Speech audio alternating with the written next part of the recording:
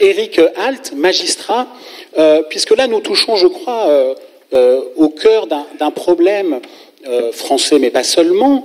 D'ailleurs, Monsieur Scarpinato pourra nous en parler peut-être tout à l'heure, qui est celui de l'indépendance. L'indépendance, en Italie, le parquet notamment est indépendant. Vous, de votre expérience de magistrat, d'observateur, de praticien à la fois du droit et des affaires, vous en avez connu. Est-ce que vous pouvez ici nous dire, oui ou non, la France est un pays judiciairement indépendant? Alors, ce serait difficile, pas encore.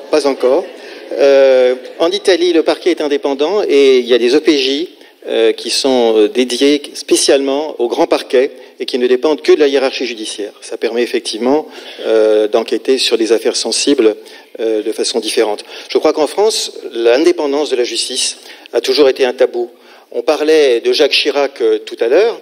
Jacques Chirac promettait de couper le cordon ombilical avec le parquet. Et puis, il a renvoyé l'affaire à une commission et le rapport de la commission est parti dans la corbeille comme d'habitude.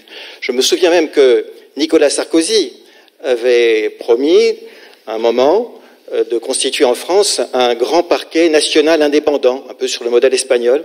Et puis cette idée avait été aussitôt oubliée et il ne s'était plus focalisé que sur la suppression des juges d'instruction.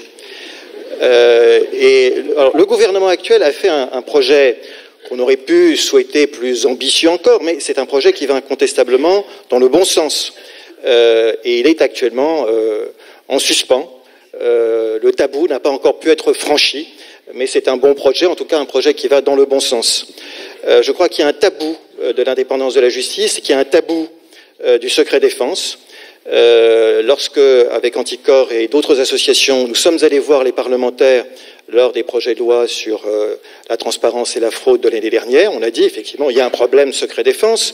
La France est le seul pays où c'est le ministre qui, dans son âme et conscience, au vu du rapport de la Commission nationale du secret défense, mais qui, dans son âme et conscience, juge de la déclassification, de la nécessité de déclassifier ou pas un document.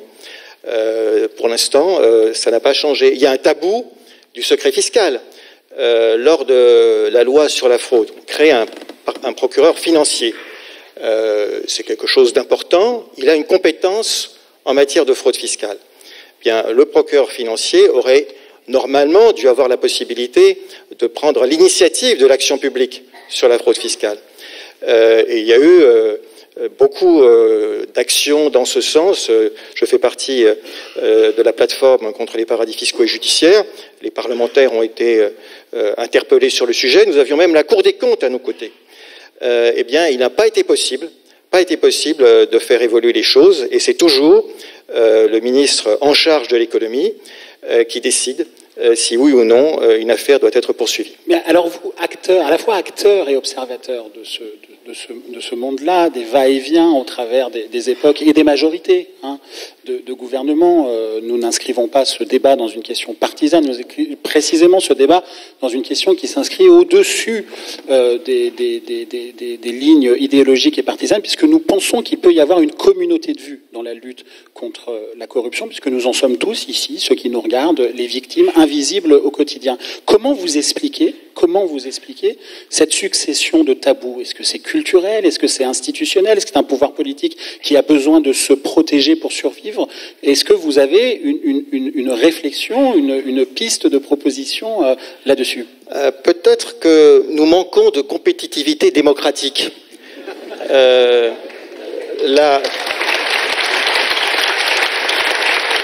veux dire, on se sert trop de la loi, et c'était notamment le cas, je pense, des lois fraude et corruption, même s'il y a des avancées techniques incontestables, et il faut saluer ces avancées techniques.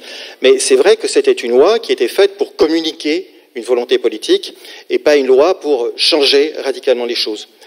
Et puis ensuite, la loi est dure et la pratique est molle. Tocqueville. Effectivement, un libéral, bien sûr, la loi est dure, qu'on voit le contrôle de légalité. Donc c'est pas exactement du judiciaire, mais c'est quelque chose d'important, le contrôle de légalité des actes des collectivités territoriales, le contrôle de légalité des marchés publics. Commande publique, 150 milliards en France.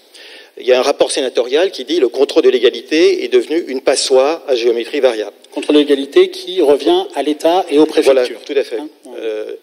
Donc là, un problème. Et puis, parfois, le légal et l'illégal se confondent, notamment en matière fiscale. On parle d'évasion fiscale et de fraude fiscale. Entre les deux, il y a l'abus de droit. Parfois, c'est l'épaisseur d'une feuille de papier à cigarette. Puis qu'on se souvienne du débat un peu surréaliste qu'on a eu il y a quelque temps sur le point de savoir si on devait intégrer dans le PIB les questions de la criminalité. Il y a eu un débat sur le point de savoir si la prostitution, la drogue, ça devait entrer dans le PIB. Donc là, et puis, ce qu'on disait tout à l'heure, dans certaines circonstances, l'illégalité, la criminalité est au centre du système. Je cite par exemple un sujet qu'on aborde peu, qui est le trading à haute fréquence. Effectivement, c'est un sujet gigantesque, c'est un contrôle qui est quasiment inexistant, et il y a une richesse considérable qui s'évapore, et donc je pose effectivement la question aussi de savoir si la France vit au-dessus de ses moyens ou si elle ne vit pas au-dessous d'un certain nombre de ressources dont elle est privée. Le trading à haute fréquence, c'est... Voilà, ce sont des robots. La spéculation boursière à la nanoseconde. Tout à fait, absolument.